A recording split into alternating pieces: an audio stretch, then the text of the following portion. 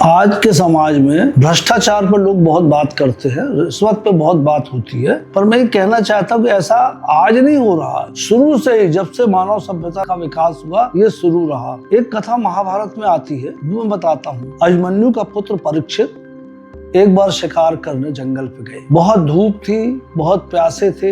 एक आश्रम में पहुंचे तो वहाँ शमीक मुनि का आश्रम था। शमीक मुनि ध्यान में बैठे हुए थे। राजा उनके पास जाते हैं तो शमीक मुनि ने ध्यान अवस्था में अपनी आंखें बंद रखी थी, उनकी तरफ देखा भी नहीं। चूंकि राजा थे, राजा को गुस्सा आएगा ही कि मैं यहाँ का राजा हूँ और आश्रम में पहुंचा हूँ और कोई मुझे देखने वाला मिलने वाला नहीं है। तो उनको लगा ये शमीक मुनि कुछ नाटक कर रहे। सोचा तो वहाँ एक सांप मरा पड़ा था, उसे उठा के शमीक मुनि के गले में डाल दिए और चले आए। थोड़ी देर बाद वहां पर शमीक मुनि का बेटा श्रृंगी ऋषि वो वहां पहुंचते हैं। तो लोगों ने, आश्रम वालों ने बताया कि परीक्षित आए थे और पिताजी के गले में सर्प डाला। इससे श्रृंगी बहुत नाराज हो जाते, बहुत गुस्से में आ जाते और उस क्रोध में आके राजा को श्राप देते हैं कि जिस व्यक्ति ने भी मेरे पिता के गले में मरा हुआ सांप डाला है, उस व्यक्ति को 7वें दिन नागों का राजा तक्षक डस लेगा और उसकी मृत्यु हो जाएगी। ऐसा करके वो खबर हर जगह फैल जाती है। राजा भी परेशान होते हैं और वहाँ उनकी प्रजाजन भी परेशान होते हैं, आखिर किया क्या जाए। और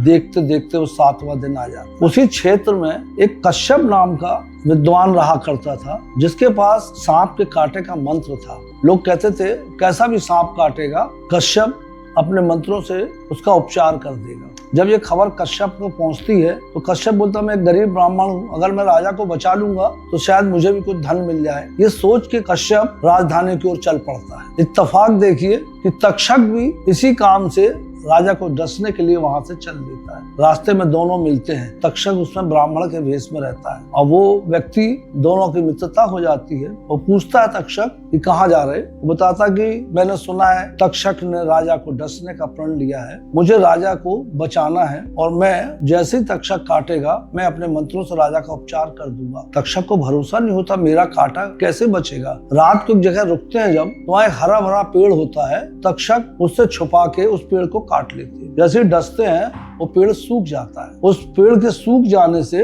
तो तक्षक उस व्यक्ति से कहते, तुम तो मंत्र जानते थे, इसे लगता किसी सांप ने काट लिया है, तुम अपने मंत्र से पेड़ को हरा भरा कर सकते हो? वो व्यक्ति बोला हाँ कर देंगे, और उसने मंत्र पढ़ा और वास्तव में वो वृक्ष जो था वो हरा भरा हो गया। अब तक्षक घबरा जाते हैं कि मैं अगर काटूंगा तो ये तो उसको जीवित कर देगा और उस ब्राह्मण का श्राप बेकार हो जाएगा जो उसने दिया था। वो पूछता है उस व्यक्ति से कि तुमको क्या फायदा मिलेगा वहां जाके? बोला मैं गरीब हूँ, मैं वहां जाऊंगा तो मुझे कुछ धन मिल जाएगा, इस कोशिश में जा रहा हूँ मैं। तक्षक बोलते मैं तुमको उससे ज्यादा धन दे रहा हूँ, पर तुम यहाँ से वापस लौट जाओ कि वो श्राप मिथ्या ना हो। तो राजा को मरना जरूरी है, किसी ऋषि मुनि का श्राप है। ब्राह्मण बोलता है ठीक है मैं तैयार हूँ, मुझे आप मुद्राएं दे दो। तक्षक उसे बहुत सा स्वर्ण मुद्राएं देते हैं और वो वापस लौट जाता है। वहीं से यही शायद दुनिया की पहली रिश्वत होगी जहाँ पर उसने अपना काम छोड़ दिया।